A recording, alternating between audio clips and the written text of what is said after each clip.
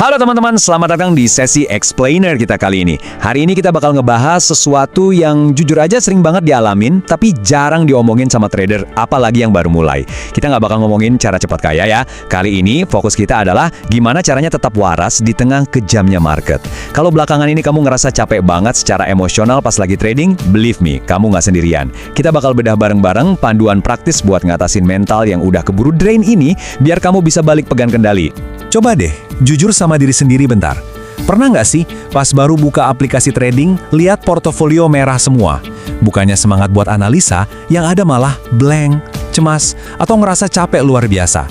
Dada rasanya sesek, terus cuma bisa natap layar kosong. Nah, dari kacamata profesional, kita harus lurusin nih. Itu tuh bukan malas loh, beda. Kalau malas kan emang dari awal nggak ada niat.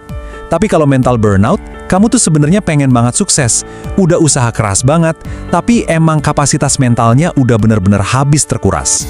Kondisi kayak gini nih yang pas banget ngegambarin apa itu trading burnout.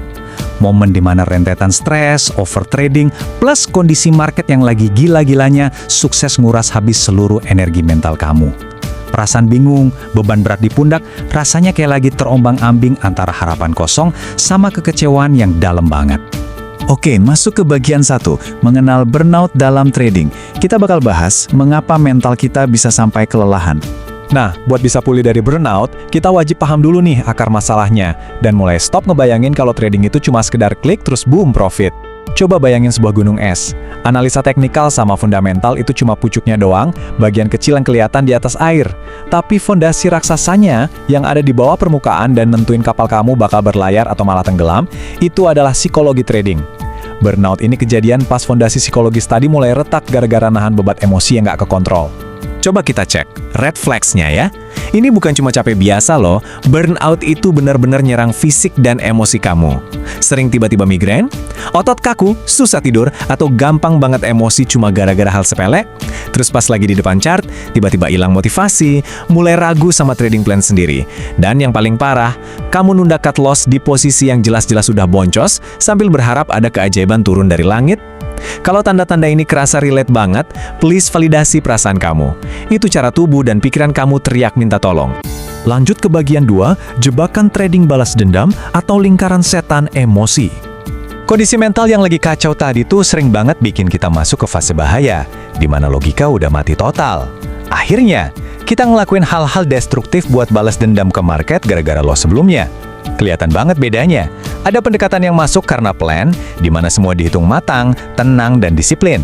Terus ada yang masuk karena emosi. Nah ini, pure chaos. Baru aja loss, rasa sakitnya bikin gatel pengen langsung buka posisi baru tanpa analisa sama sekali. Tujuannya cuma satu, nutupin kerugian secepat mungkin. Hasilnya, udah bisa ditebak. Ujung-ujungnya malah makin rugi bandar. Ini yang sering kita sebut sebagai jebakan pucuk FOMO, fear of missing out. Bayangin, trader yang emosinya lagi nggak stabil, lihat koin atau saham lagi terbang tinggi. Ngelihat screenshot profit orang bertebaran di sosmed, langsung deh panik ngerasa ketinggalan kereta. Terus, ya ampun, malah beli tepat di pucuk harga tertinggi. Nggak pakai analisa, murni disetir sama rasa takut dan serakah. Dan tahu sendiri kan apa yang terjadi habis itu? Baru aja diklik beli, harganya langsung terjun bebas. Satu lagi nih, gejala dari kekacauan emosi, overtrading. Kamu ngerasa harus selalu aktif, sehari bisa keluar masuk market 3-5 kali tanpa alasan yang jelas, pindah-pindah dari satu aset ke aset lain. Mikirnya sih, makin sering trading, makin cepat balik modal. Padahal lama, overtrading itu cuma bikin biaya fee transaksi bengkak, fokus ancur-ancuran, dan pastinya makin ngejerumusin kamu ke jurang kelelahan mental yang lebih dalam. Jadi, ada satu poin super penting dari materi sumber kita kali ini. Dengerin baik-baik ya. Market bukan tempat main feeling, tapi tempat disiplin diuji. Jelek banget kan? Kalau kamu jadiin trading sebagai tempat pelampiasan stres atau rasa frustrasi, market itu nggak bakal segan-segan ngukum kamu. Kita harus putar balik nih.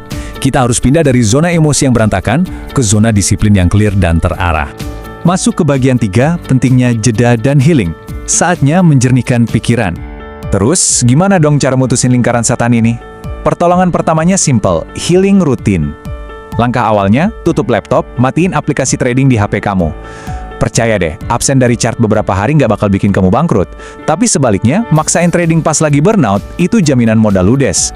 Coba lakuin hobi offline kamu. Jalan ke mall, main ke pantai, atau sesimpel tidur seharian penuh. Cari partner trading atau teman buat cerita. Jangan dipendam sendiri rasa cemasnya. Ingat-ingat lagi momen pertama kali kamu ngerasa excited belajar trading. Bawa balik energi positif itu buat ngejernihin pikiran kamu yang lagi ruwet.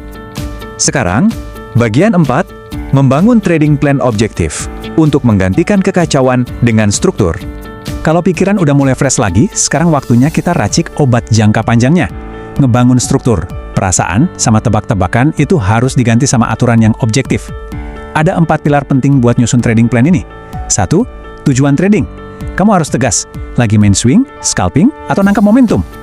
2. Risk management. Tahu persis di mana batas toleransi risiko kamu. 3. Setup entry. Masuk market tuh wajib based on data. Misalnya pas breakout atau pullback, bukan cuma ngandelin feeling, kayaknya bakal naik nih. Dan 4. Exit plan. Kamu harus udah tahu kapan waktunya take profit atau potong rugi. 4 pilar ini benar-benar ampuh buat ngebuang jauh-jauh sifat impulsif. Nah, aku mau nekenin satu hal yang absolutely crucial di sini. Manajemen risiko itu harus berupa angka mati, teman-teman, bukan angka kira-kira. Misalnya, maksimal risiko 2% dari modal di setiap posisi. Titik. Dan yang namanya stop loss itu bukan sekedar saran, itu sabuk pengaman kamu. Pasang stop loss itu harus berdasarkan support, resistance, atau data teknikal, bukan berdasarkan seberapa kuat aku nahan rasa sakit nengok minus. Begitu harga nyentuh angka itu, cut. Nggak pakai emosi, nggak pakai tawar-menawar. Di dunia nyata, kedisiplinan tingkat dewa ini tuh wujudnya sangat tertata dan objektif. Nggak ada tuh tempat buat emosi. Semuanya serba jelas. Ada ticker, titik entry, target profit 1, target profit 2, dan letak stop loss yang udah diset dari awal banget. Semua action udah direncanain bahkan sebelum transaksinya jalan. Kalau kamu udah punya roadmap sejelas ini, rasa cemas tuh nggak bakal punya ruang buat nyusup masuk. Tugas kamu cuma satu, eksekusi rencana. Sesimpel itu. Dan akhirnya kita di bagian 5, disiplin kunci bertahan lama. Market menghargai rencana. Semua hal yang udah kita obrolin dari tadi sebenarnya berujung pada satu fakta mutlak di dunia finansial. Kutipan ini keren banget dan ngena banget. Karena market menghargai mereka yang punya rencana, bukan yang sekedar berharap. Serius deh, berharap harga bakal mantul naik lagi pas kamu lagi rugi parah, itu jalan tol menuju kebangkrutan mental dan finansial. Pegang teguh disiplin pada plan yang objektif, karena cuma itu satu-satunya tameng kamu buat bisa survive lama di market. Jadi, buat nutup sesi explainer ini, aku mau ninggalin satu pertanyaan buat kamu. Besok pagi, pas buka chart, siapa yang bakal pegang kendali? Apa kamu bakal ngebiarin market ngacak-ngacak emosi kamu, bikin kamu kelelahan dan nguras abis energimu?